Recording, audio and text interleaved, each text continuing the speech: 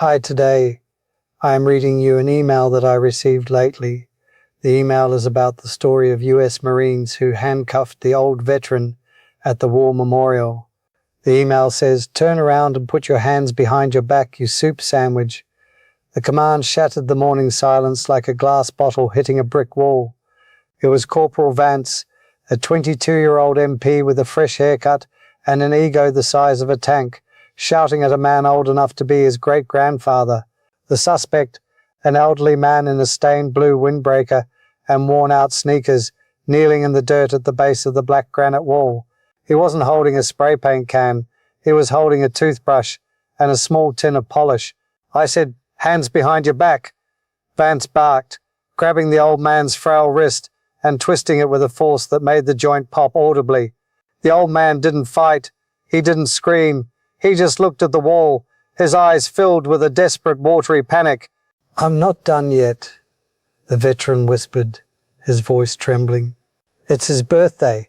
I have to finish the shine before the sun hits it." Vance didn't care. He slapped the steel cuffs onto the old man's wrists, click, click, tightening them until they bit into the paper-thin skin. "You're done when I say you're done. Pop, you're under arrest for defacing government property."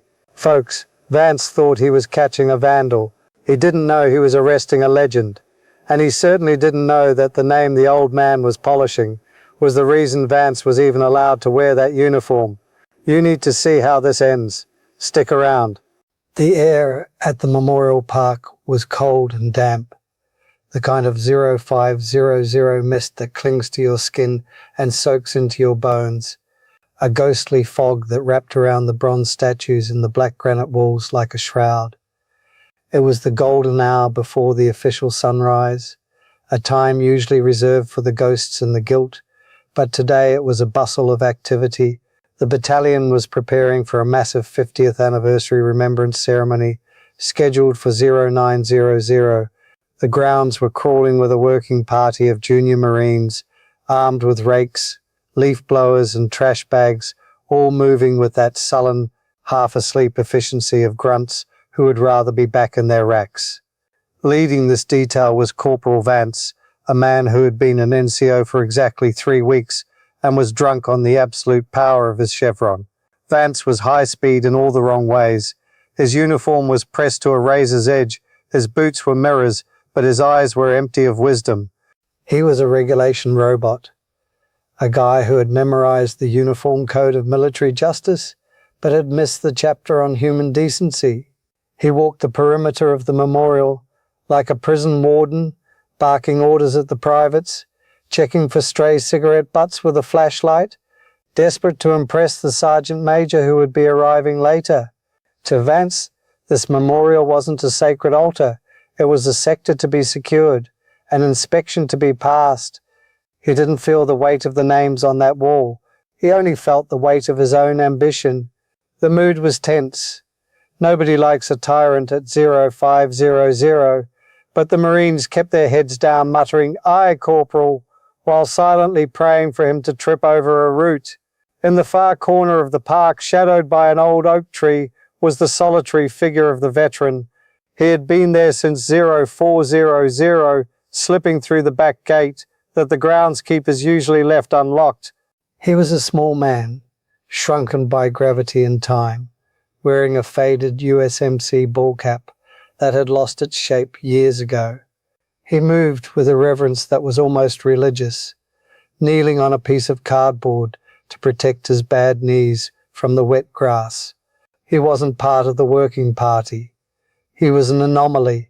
He was focused entirely on one specific panel of the granite wall, panel 3E, line 42. He dipped a worn toothbrush into a tin of old-fashioned brass polish, the pungent smell of ammonia mixing with the morning mist, and began to scrub the letters of a single name. He wasn't defacing it. He was loving it.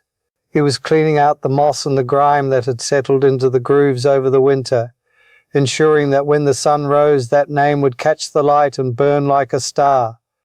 But to Corporal Vance, scanning his sector with his flashlight beam cutting through the fog, this looked like a crime.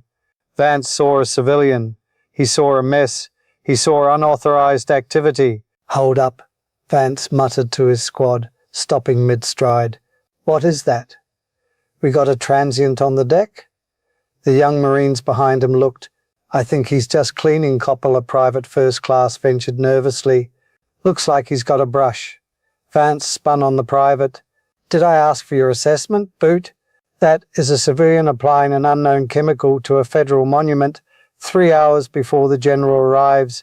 That is a full-bar situation waiting to happen. If he scratches that stone, it's my ass on the line. Vance adjusted his duty belt, the leather creaking, and began to march toward the old man. The sound of his boots crunching on the gravel path was aggressive, a rhythmic declaration of war against the silence. You might think the old man is weak because his back is bent and his hands shake. But trust me, you're looking at a sleeping lion who has survived winters far colder than this corporal's heart. The veteran didn't hear Vance approaching. His hearing aids were turned down to save battery, and his mind was 50 years in the past, lost in a conversation with the man named on the wall. He was murmuring softly, I told you I'd be here, Jimmy. I told you I wouldn't miss it. Just let me get this M right. It's got a bit of grit in it. He scrubbed gently, circles within circles, a labor of love. Vance stopped 3 feet behind him, his shadow falling over the work. Hey, Vance shouted, his voice echoing off the stone. Get away from the wall. The veteran jumped, his hand slipping, the toothbrush clattering against the stone. He turned slowly, blinking, trying to adjust from the past to the present. I'm just polishing, son, the veteran said, his voice raspy. It's oxidized. It needs to shine. Vance shone his flashlight directly into the old man's eyes, blinding him. I don't care what you think it needs. You are applying an unauthorized substance to government property. Stand up now. The working party watched in uncomfortable silence. They knew something was wrong. They knew you don't talk to old-timers like that. But nobody moved. The hierarchy of the Corps is a powerful chain, and Vance was the link they had to follow. The veteran struggled to his feet, his knees popping, clutching his tin of polish like it was gold. You don't understand. The veteran pleaded, shielding his eyes. I do this every year. The groundskeeper knows me. I'm supposed to be here. Vance sneered. The groundskeeper isn't the officer of the day. I am the authority here, and I see a vagrant damaging a monument. Vance grabbed the tin of polish from the old man's hand and tossed it into the wet grass. Trash, that's what that is. The old man watched the tin fly, and a look of pure devastation crossed his face. That polish was 50 years old. It was the same tin he had used to polish his boots in boot camp.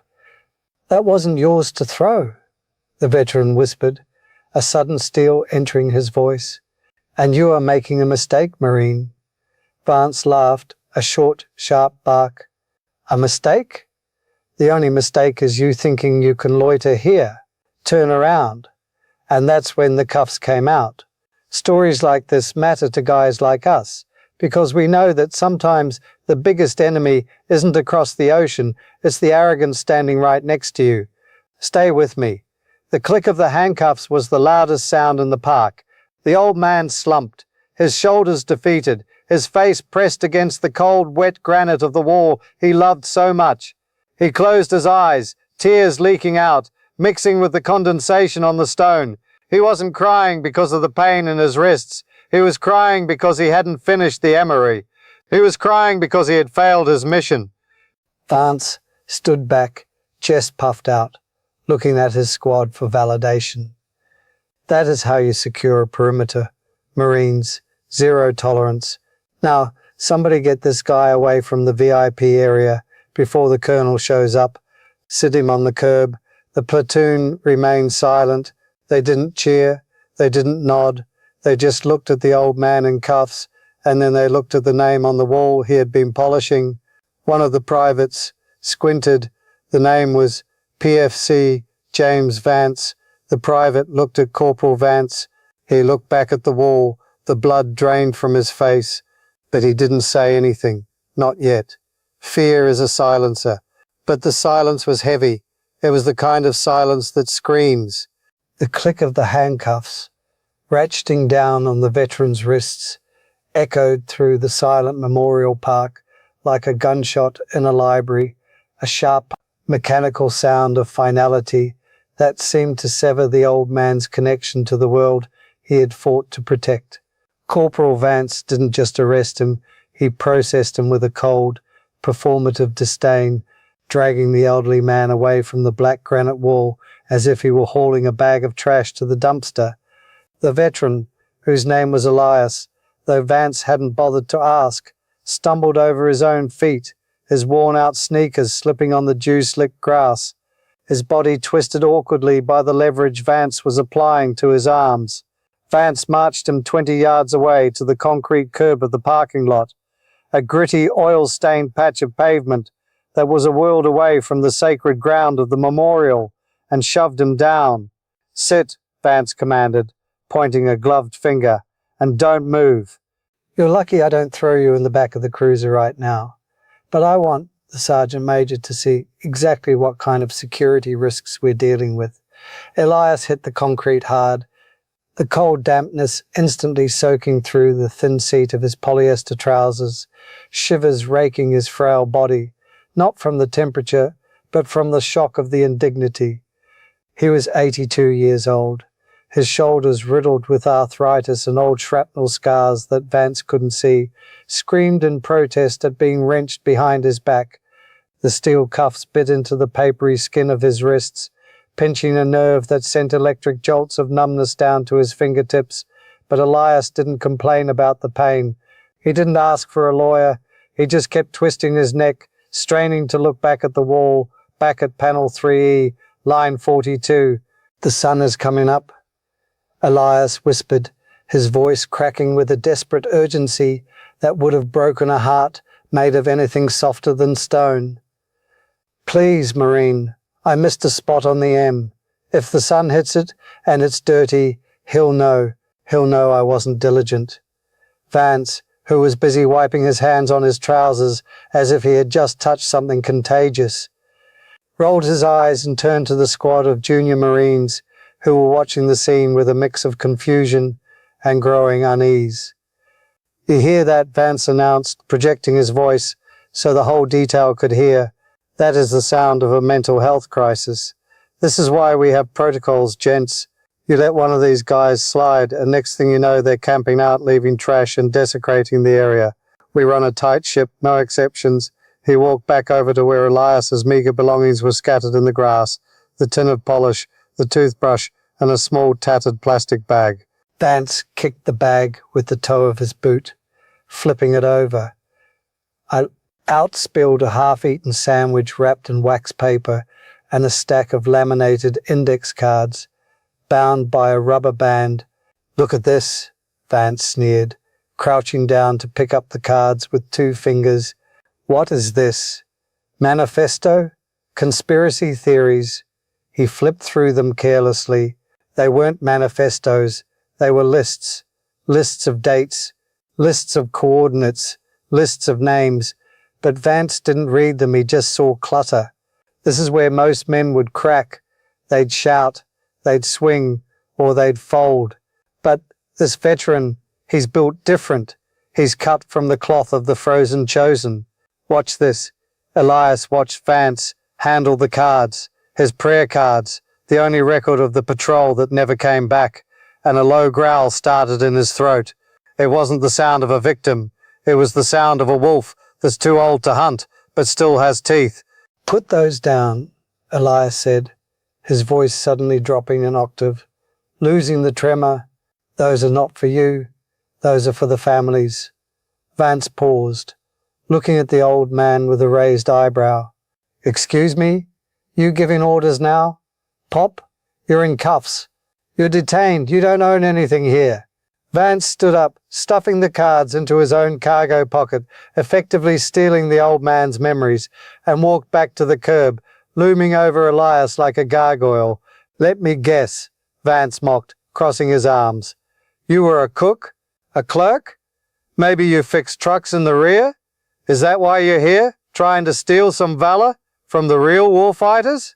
The accusation hung in the air, toxic and heavy. Stolen valor, the worst insult you can throw at a veteran. The junior Marines shifted their weight, looking at each other. One of them, a private first class named Miller, stepped forward tentatively. Corporal, he's wearing a 1st Marine Division patch on that jacket. It looks real old. Maybe we should check his ID before we... Vance spun on the private, his face flushing with anger. Did I ask you to investigate, Miller? Did I ask you to play detective? That jacket is from a surplus store. Look at him, he's a soup sandwich. No Marine lets himself go like that. He's a hobo playing dress-up. Get back to your rake before I write you up for insubordination. Miller shrank back, silenced by the rank, but his eyes stayed on Elias. He saw something Vance didn't. He saw the way Elias sat, spine straight despite the cuffs, feet flat on the deck, head up. That wasn't the posture of a hobo. That was the posture of a prisoner of war who refuses to break. If this disrespect makes your blood boil, you're in the right place. Because the storm isn't coming, the storm is already here. Vance turned back to Elias, feeling the need to crush that defiance he saw in the old man's eyes. He wanted total submission. He reached down and grabbed the collar of Elias's windbreaker, yanking it down to reveal the t-shirt underneath. It was a faded, olive-drab skivvy shirt, so thin it was almost see-through, with a faint, reddish stain on the shoulder that looked like old rust or old blood. Disgusting, Vance spat. You're a health hazard. I bet you haven't showered in a week. Elias looked up, staring directly into the corporal's aviators. I showered this morning, Elias said calmly. I shaved. I put on my best shirt, the one I wore when I came home. He paused, his eyes narrowing. The one I was wearing when I carried Jimmy to the chopper. Vance laughed, a cruel, dismissive sound. Jimmy? Who's Jimmy? Your imaginary friend. Save it for the VA shrink. Vance checked his watch. 0545. The colonel is en route. I want this area sterile. He grabbed a bottle of water from his own belt, cracked it open, and took a long swig, letting a few drops fall onto the dusty pavement right in front of Elias's parched lips. It was a power move, a petty, small-minded display of dominance. Elias watched the water hit the concrete, his throat dry as sandpaper, but he didn't beg. He didn't ask for a sip. He looked past the water. He looked past Vance. He looked at the sky, which was beginning to lighten, turning from black to a bruised purple. The sun was coming. The deadline was approaching. The panic flared again in his chest, not for himself, but for the wall. The name, Elias pleaded, his voice breaking. Please, just let me wipe the polish off. It'll dry white. It'll look like a stain. It's disrespectful to leave it like that. Vance shook his head, amazed at the man's persistence. You are unbelievable. You're worried about a smudge? You're about to go to federal prison for vandalism, and you're worried about a smudge? You sit there. If you move, if you say one more word, I will gag you. Do I make myself clear? Elias slumped against the curb, the fight momentarily draining out of him as the realization hit. He had failed. For 50 years he had come here. For 50 years he had kept the promise. And on the 50th anniversary, the most important one, he was stopped by a boy wearing the same eagle, globe and anchor that he had almost died for. The irony was a bitter taste in his mouth, sharper than the bile rising in his throat. He looked at his hands, twisted behind his back, the fingers purple and swollen. He thought about the men he had killed with those hands to keep his squad alive. He thought about the letters he had written to mothers with those hands, and now they were bound like a criminal's. Stories like this matter to guys like us. Stay with me. The pain is real, but the payoff is coming. The sun crested the horizon. The first ray of golden light shot across the park, hitting the top of the black granite wall. It began to slide down the face of the stone, illuminating the names, row by row. Elias watched it with horror. The light moved down to panel 3E. It hit line 40, line 41, and then it hit line 42. There, on the name James Vance, was a dull white smear of dried polish. It didn't shine. It looked neglected. It looked forgotten. Elias let out a sob that was so full of grief, it made the private first class, Miller, drop his rake. "I'm sorry, Jimmy." Elias wept, his head bowing until his forehead touched his knees. "I'm so sorry. I couldn't hold the line." Vance watched the old man cry and felt a surge of triumph. He had broken him. He had secured the area. He turned to his squad, a smug grin plastered on his face. "See that? That's what happens when you don't have discipline. You crumble."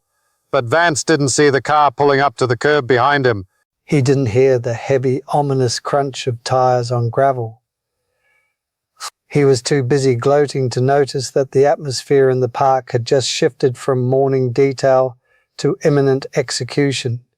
The black sedan that had just arrived didn't belong to the colonel. It had flags on the fenders, and the man stepping out of it wasn't coming to inspect the grounds. He was coming to visit a friend, and he was walking straight toward the crying old man in handcuffs. Elias stopped feeling the cold concrete through his trousers. He stopped feeling the bite of the steel cuffs on his wrists.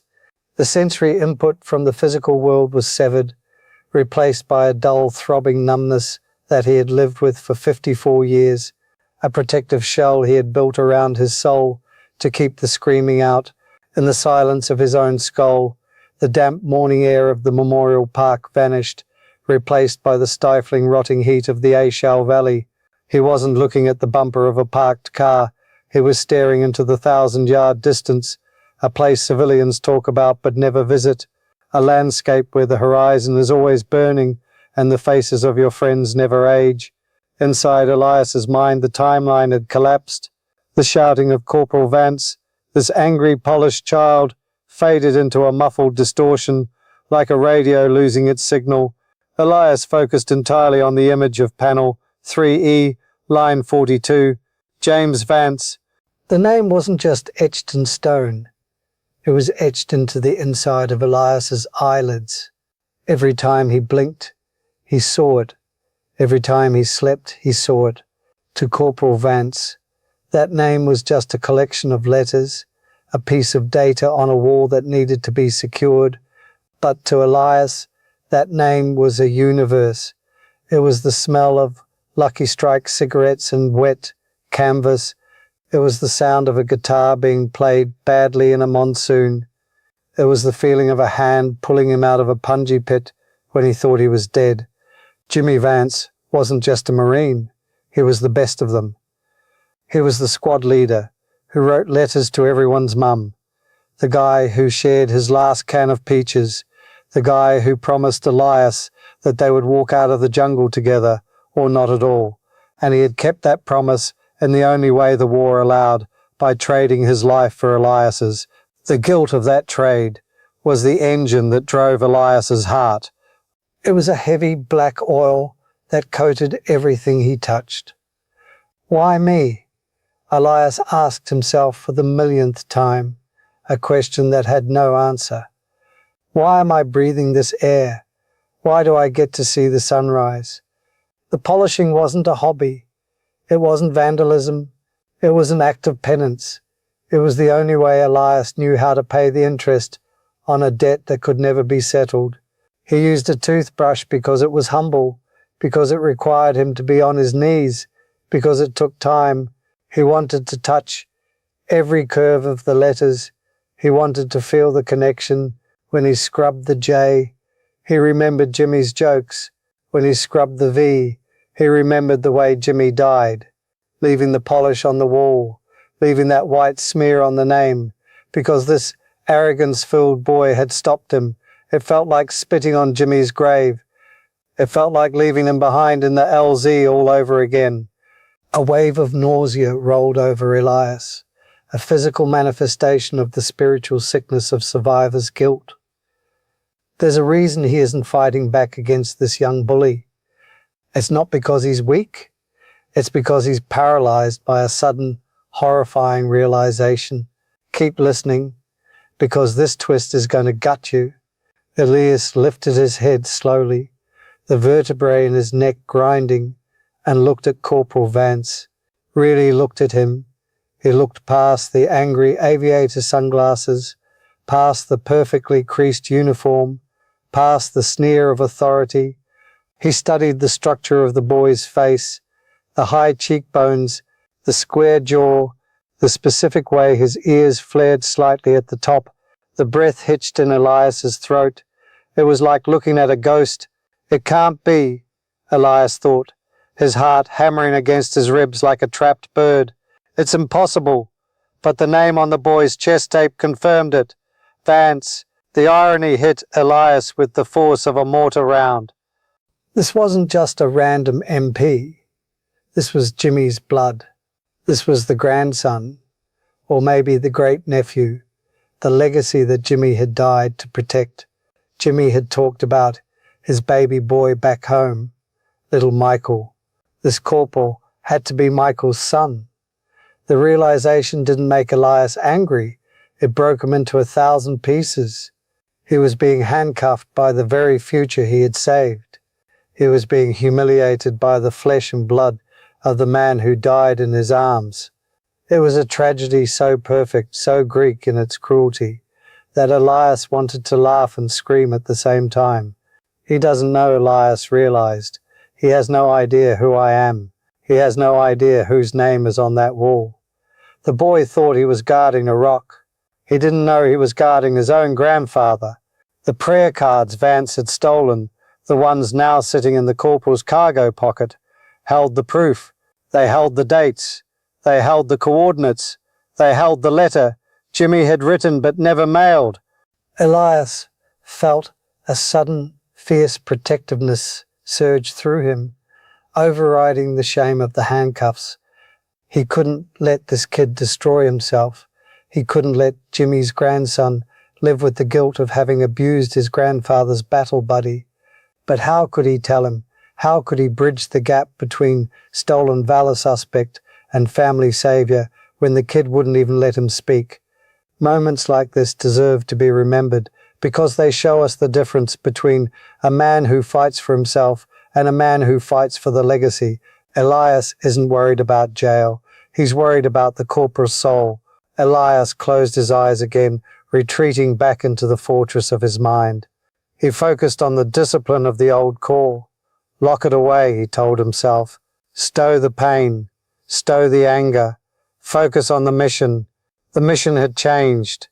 It was no longer about polishing the name. It was about saving Corporal Vance from the truth, or perhaps delivering the truth in a way that wouldn't destroy him. Elias tested the cuffs. They were tight, cutting off circulation, his hands turning the color of a bruised plum. He welcomed the pain. It was grounding. It was real. It was better than the phantom pain of the shrapnel in his hip. He thought about the toothbrush lying in the grass. He thought about the tin of polish. Those were his tools of worship, now treated like trash. He wondered if Jimmy was watching this from somewhere.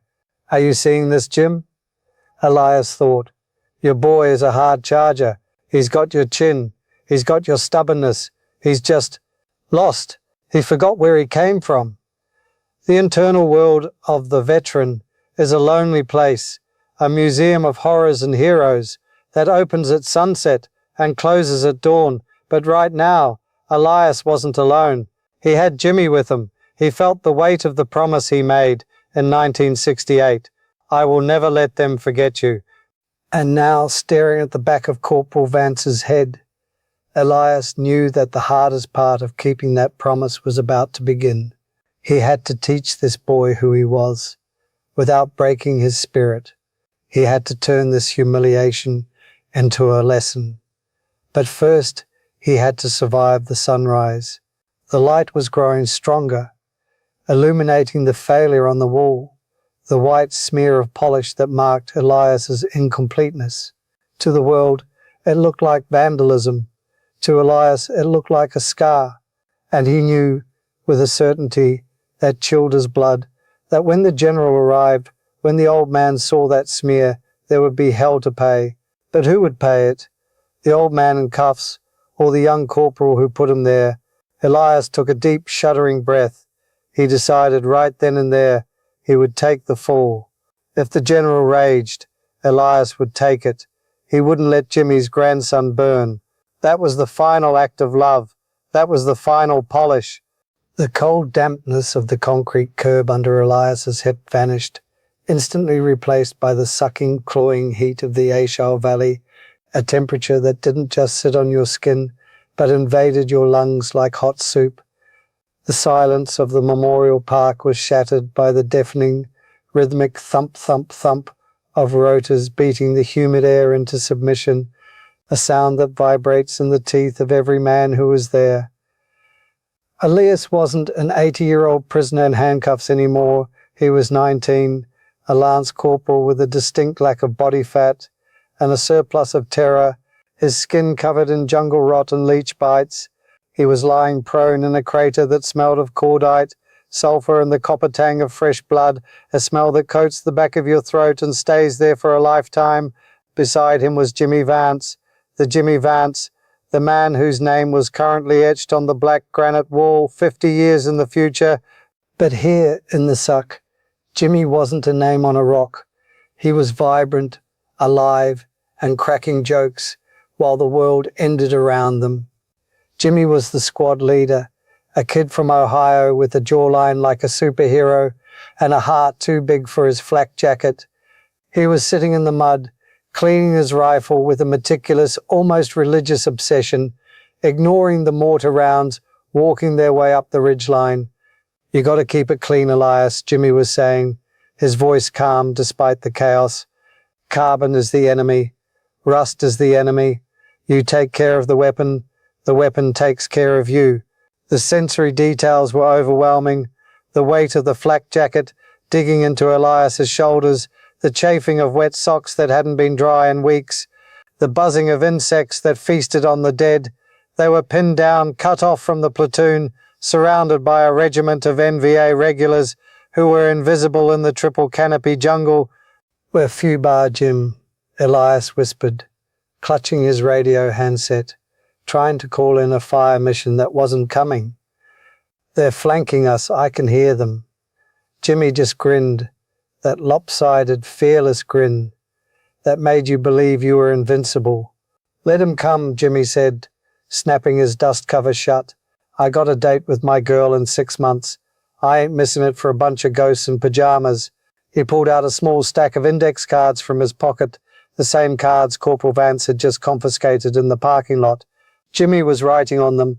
Names, dates, coordinates. "What are those?" Elias asked, wiping sweat from his eyes.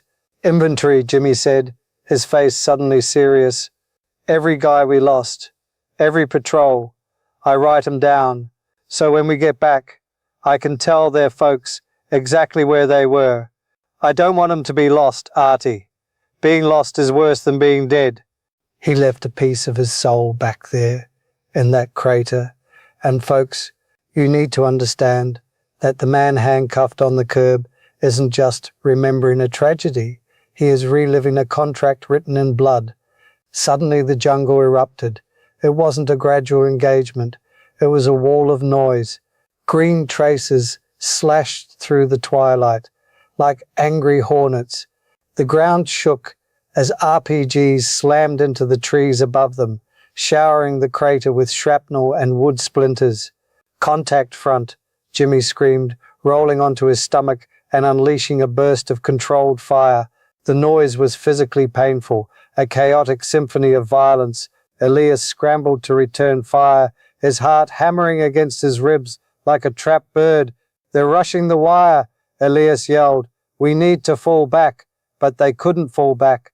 There was a wounded kid, a boot named Miller, screaming in the kill zone, 10 yards ahead. "I'm going for him," Jimmy yelled over the roar of the M60. "Cover me! Don't—" Before Elias could grab him, before he could scream, "No!" Jimmy was up, He vaulted out of the crater, a blur of olive drab and courage, sprinting into the teeth of the enemy fire. Elias popped up, pouring lead into the tray line, screaming a war cry that sounded more like a sob. He saw Jimmy slide into the mud next to Miller. He saw Jimmy grab the kid by the drag handle. He saw them start to move. And then the world turned white. A mortar round landed right between them.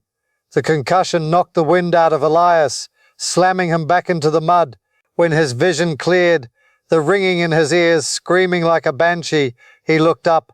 Miller was gone, vaporized. But Jimmy was still there. He was crawling back toward the crater, dragging his body, his legs useless, a trail of dark blood marking his path in the grey mud. Elias scrambled out of the hole, ignoring the bullets snapping past his head.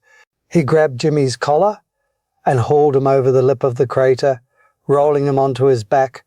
The damage was catastrophic. Jimmy's chest was a mess. "Corman!"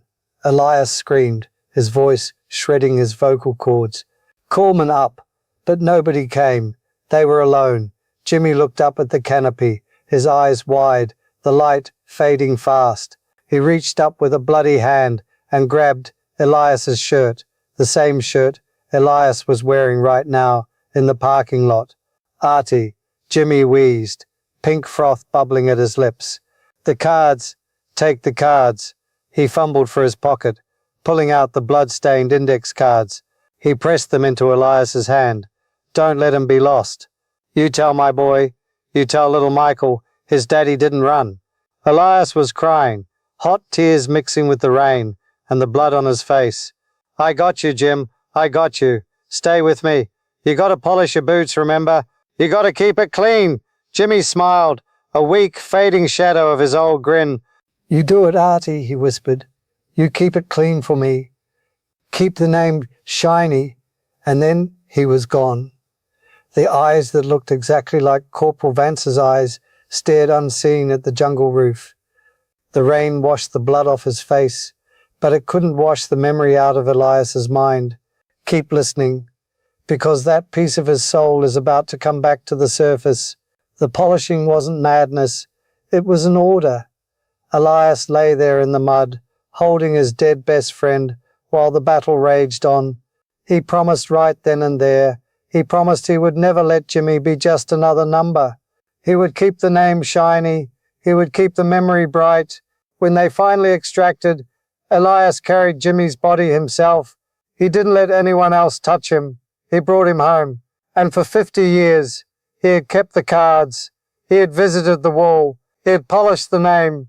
And now he was back in the civilian world, handcuffed by a kid who had Jimmy's face, Jimmy's chin, and Jimmy's blood, but none of Jimmy's heart.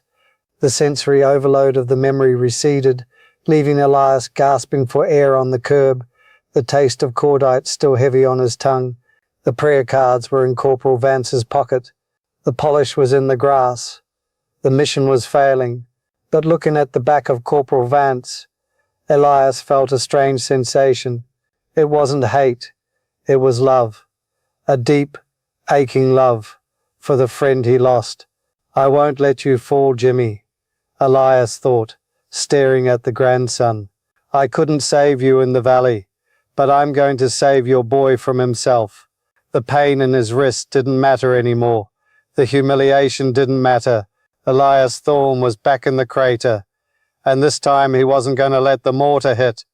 Corporal Vance stood over Elias, with his arms crossed, feeling the warmth of the rising sun on his face and the swelling pride of a job well done in his chest, completely oblivious to the fact that he was standing on a trapdoor that was about to drop him into hell. He held the stack of prayer cards, the index cards stained with the blood of 1968 in his hand, like they were a deck of playing cards, tapping them rhythmically against his thigh. "You see, Marines," Vance lectured his silent, uncomfortable squad, using the handcuffed old man as a visual aid for his sermon on discipline.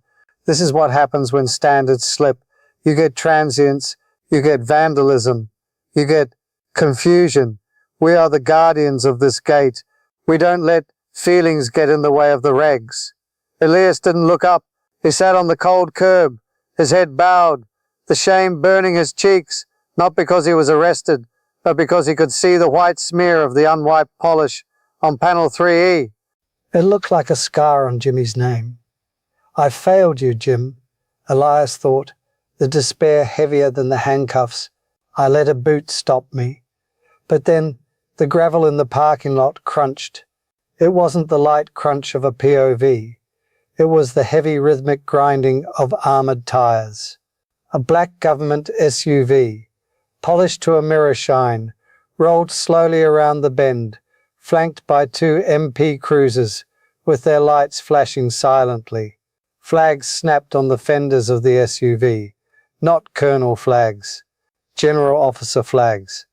The colour drained from the faces of the junior Marines. Instantly, they scrambled to form a line, dropping rakes and blowers, their eyes wide with panic. Vance, however, felt a surge of adrenaline. This was it. The general was here early. This was his chance to show the old man how tight his security detail was.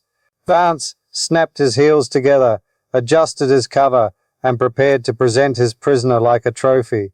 The bully thinks he's won. He thinks he's about to get a coin. He has no idea. The hammer is about to drop. Don't go anywhere. The SUV stopped 10 yards away. The door opened, and out stepped Major General Bishop.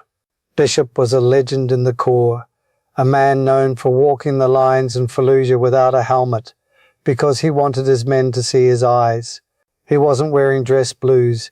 He was in utilities, sleeves rolled up, revealing forearms that looked like twisted steel cables. He walked with a heavy, deliberate gait, his eyes scanning the scene with the precision of a laser designator. He saw the nervous squad. He saw the pristine Corporal Vance, and then his eyes landed on the heap of blue windbreaker and grey hair handcuffed on the curb. Bishop stopped. The air in the parking lot seemed to drop 10 degrees. Vance marched forward, throwing up a salute so crisp it vibrated. "Good morning, General. Corporal Vance, 1st Battalion, reporting as ordered. Perimeter is secure, sir." Bishop didn't return the salute immediately. He stared past Vance, his gaze locked on Elias. "Secure?" Bishop asked, his voice low and gravelly, like tires rolling over rocks. "Explain to me, Corporal, why there is an elderly civilian in restraints at my memorial service." Vance lowered his hand, smiling confidently. "Sir, I detained this individual at 0500. He was caught defacing panel 3E with an unknown chemical agent. He was non-compliant and possessing suspect materials." Vance held up the stack of blood-stained index cards. "He had these on him. Looks like some kind of manifesto or code, sir. I deemed him a security risk to the VIPs." Bishop's eyes narrowed. He took a step closer, invading Vance's personal space. "Defacing," Bishop repeated. "With what?" "Some kind of paste, sir. Probably acid or paint. I tossed it in the grass." Bishop looked at the cards in Vance's hand.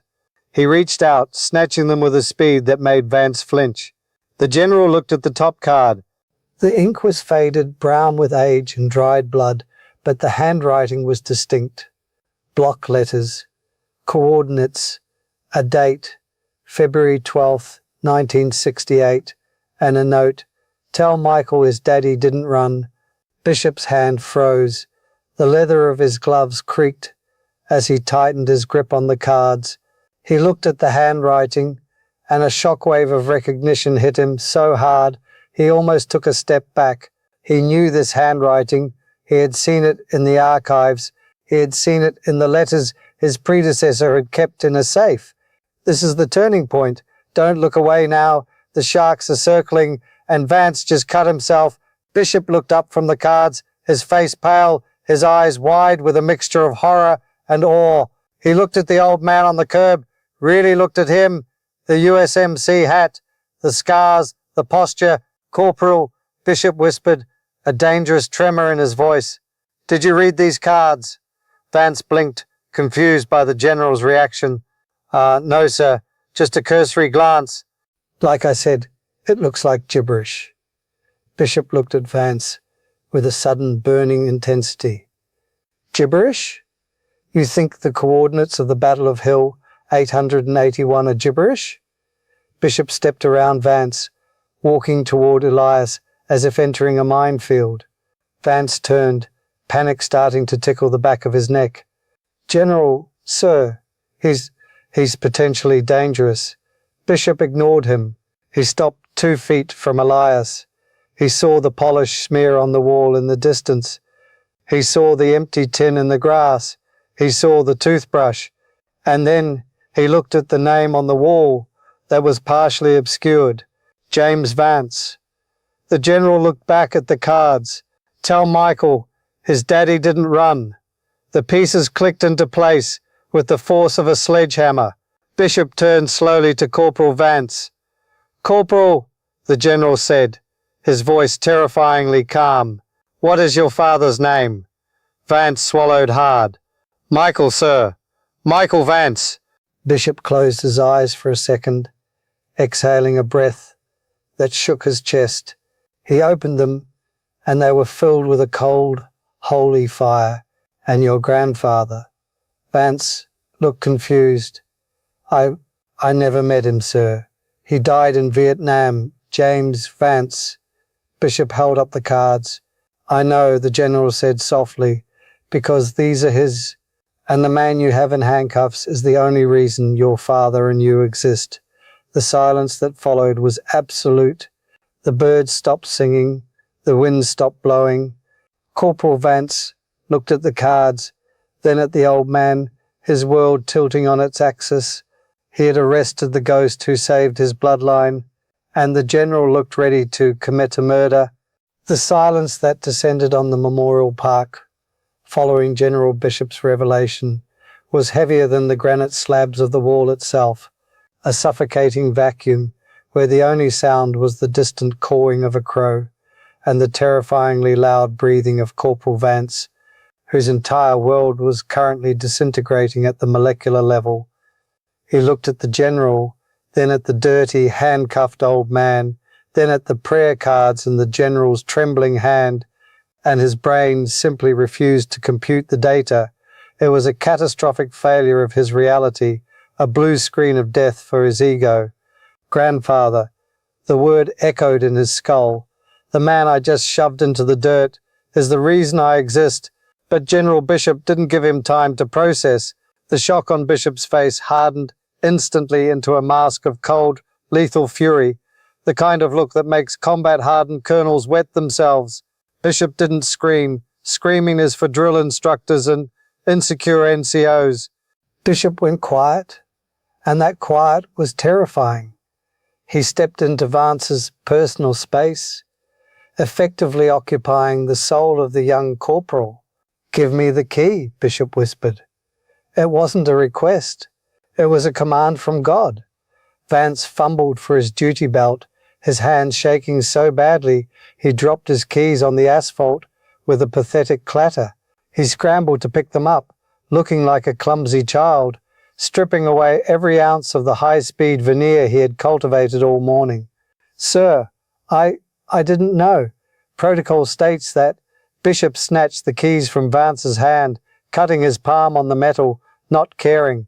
Protocol, Bishop hissed, leaning in until his nose touched Vance's. You are standing on holy ground, Corporal. Protocol ends where the blood begins. You just put chains on a Navy Cross recipient. Do you understand what you have done? You have desecrated the very legacy you claim to defend. I told you justice was coming. Watch the look on that young guy's face as his entire world starts to crumble. Bishop turned his back on Vance, the ultimate sign of dismissal, and walked over to Elias. The general didn't stand over him. He knelt. He put his uniformed knee right into the wet, dirty grass, ruining his starch, not giving a damn. He looked at Elias's face, at the tears tracking through the grime, at the shame in the old man's eyes. Elias, Bishop said softly, his voice cracking with emotion. I am so sorry. I am so sorry. Elias looked up, blinking. General, is that Lieutenant Bishop's boy? Bishop nodded. It's me, Elias, my dad. He told me about you. He told me about the Ashal. He told me you were the one who carried the radio when the world ended. Elias let out a shuddering breath. I was just trying to polish the name, sir. I missed a spot on the man.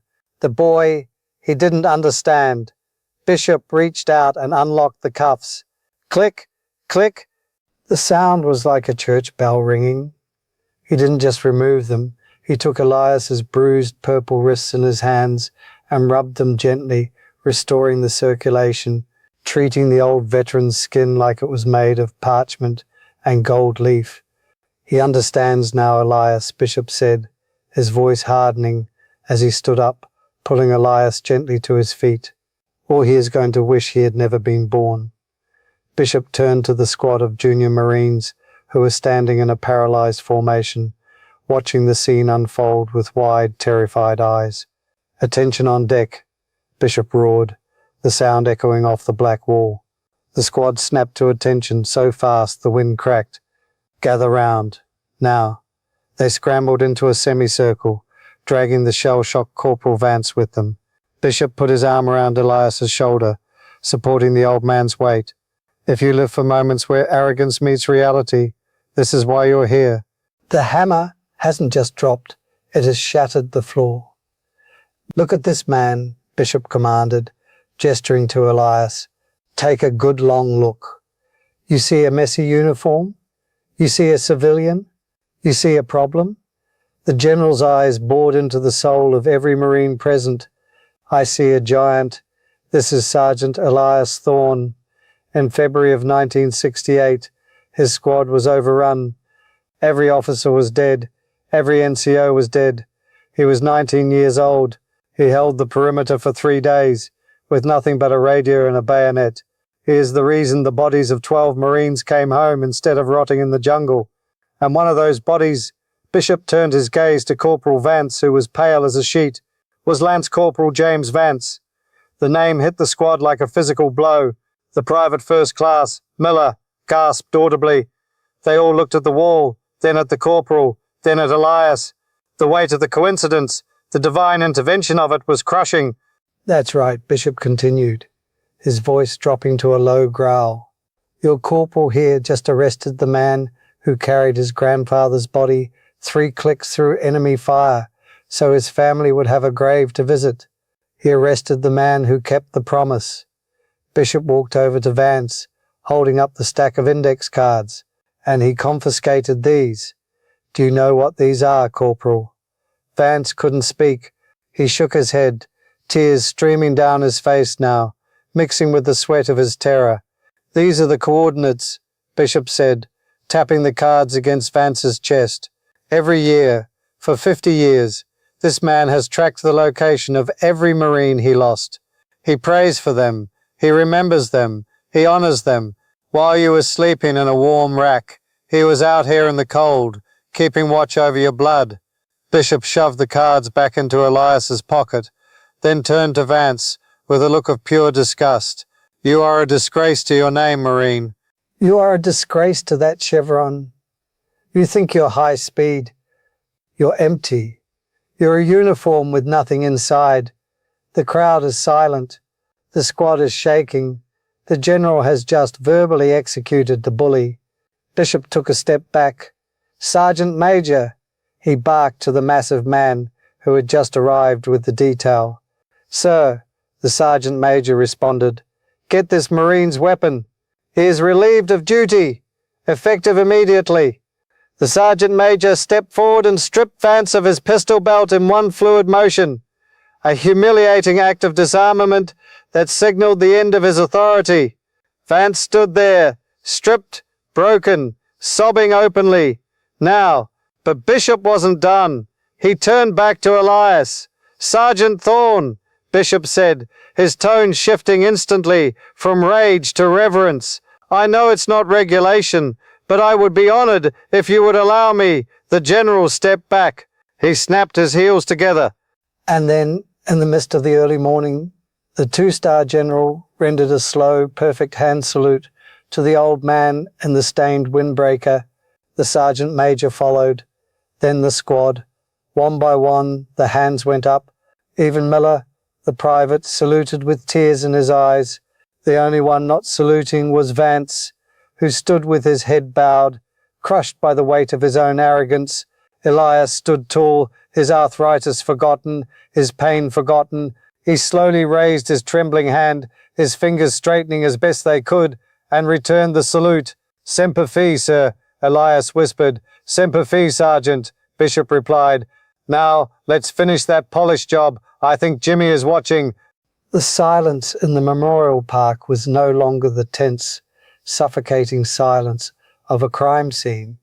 It was the heavy, reverent hush of a cathedral after the choir has stopped singing. A silence where the air itself feels charged with the electricity of what just happened. Corporal Vance stood alone in the center of the squad, stripped of his duty belt, stripped of his dignity, and stripped of the armor of his arrogance, looking like a man who had just been shelled for 3 days straight without sleep. He was shaking, not from the cold, but from the radioactive realization that he had almost arrested his own grandfather's savior, that he had called the keeper of his family's soul a soup sandwich.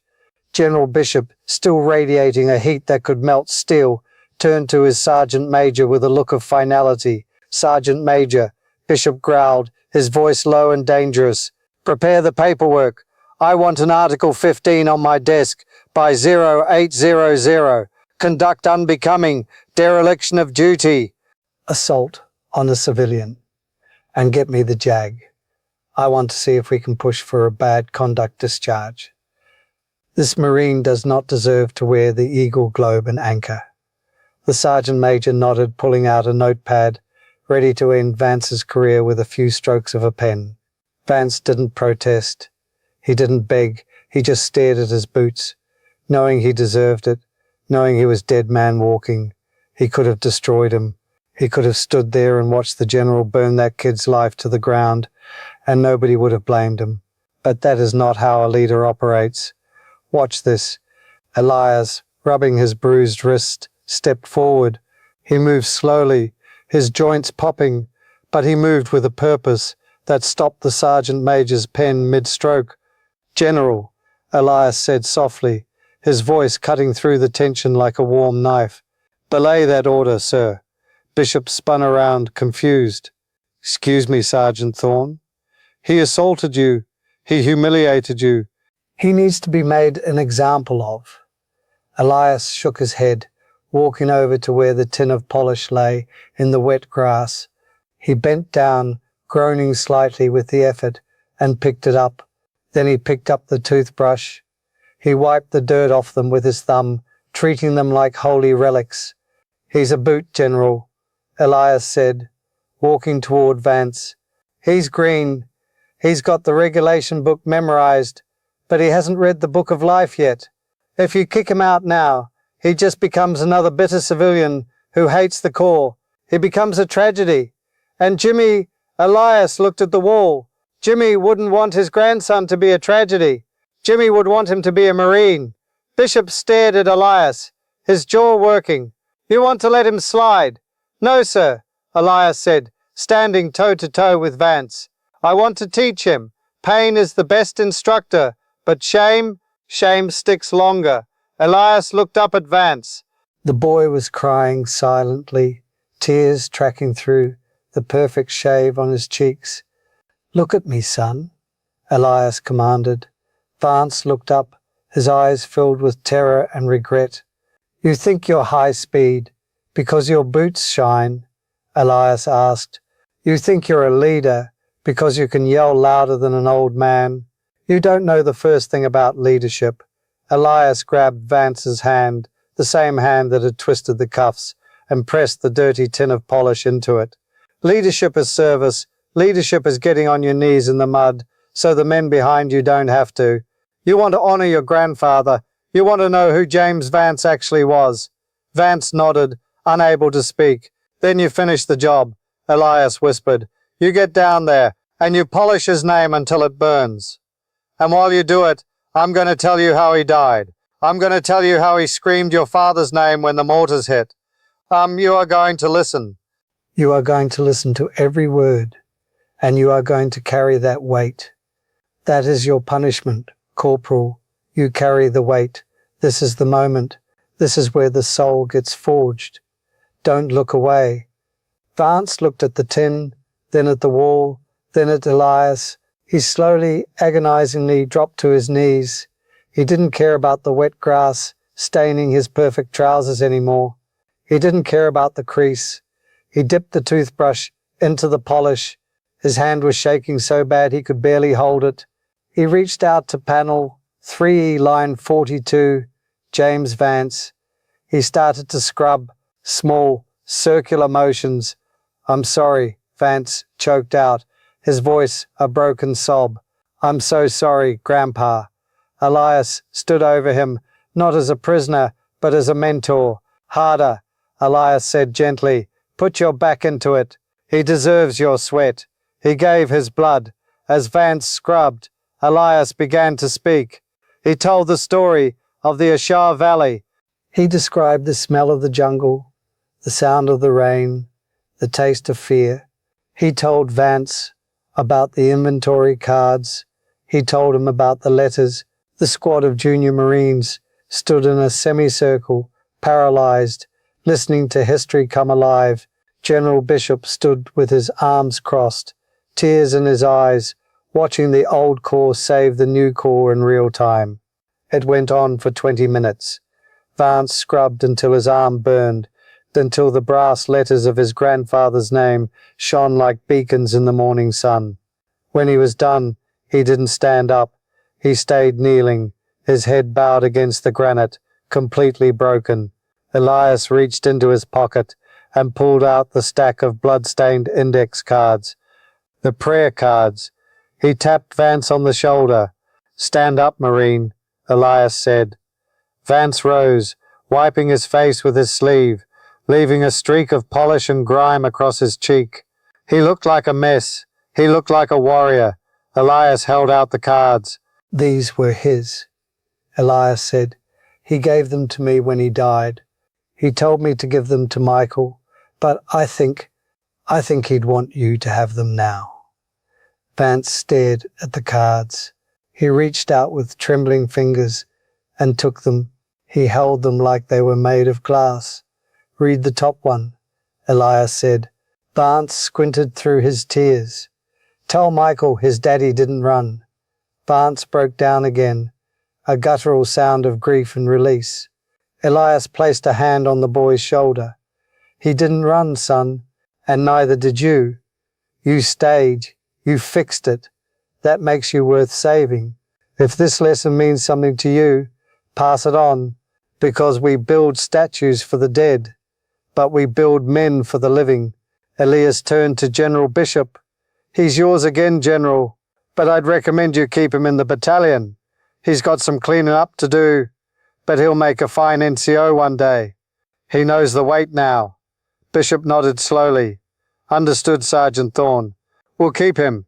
But he's going to be on grounds maintenance for a while, as he's going to know every name on this wall by Christmas.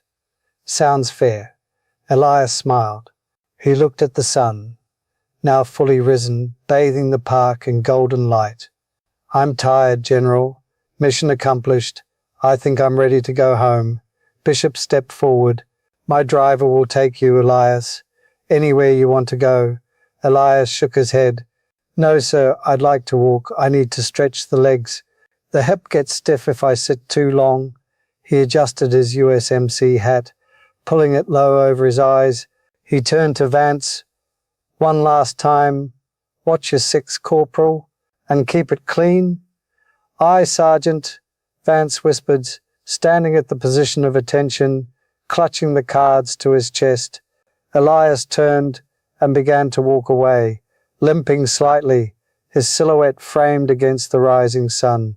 As he passed the squad of junior Marines, they didn't wait for a command. They snapped to attention. They saluted. Not a regulation salute for an officer, but a warrior's salute for a legend. Elias didn't look back. He just raised a hand in a casual wave. walking out of the park and back into the civilian world, a ghost returning to the fog, leaving behind a polished wall and a young man who would never ever disrespect a veteran again. The wind blew through the trees, rustling the leaves, and if you listened closely, really closely, you could almost hear the sound of a young Marine from 1968, laughing, finally at peace. The platoon stood silent in regret, yes, but also in gratitude. They had seen the monster of arrogance slain by the sword of grace, and that is a battle they would remember for the rest of their lives. Listen to me, that right there, that is the DNA of the Marine Corps. It's not about the uniform, it's not about the rank, it's about the brotherhood. Corporal Vance made a mistake, a massive, arrogant, terrible mistake, but Elias didn't bury him. He redeemed him. We live in a world that loves to cancel people. We love to destroy anyone who slips up. But the old breed, they knew that you don't throw a man away if he can be salvaged. You break him down, you show him the truth, and you build him back up. Vance walked into that park, a boy playing soldier. He walked out a man who carries the legacy. Never judge a veteran by the clothes on his back or the dirt on his hands. You don't know who he's polishing. You don't know what promises he's keeping. If you're still with me, if you felt that in your chest, do me a favor. Hit that like button for Elias. Subscribe to the channel so we can keep telling the stories the world tries to forget. And in the comments, I want you to write, keep it clean. Let's fill the comments with respect for the ones who hold the line. Until next time,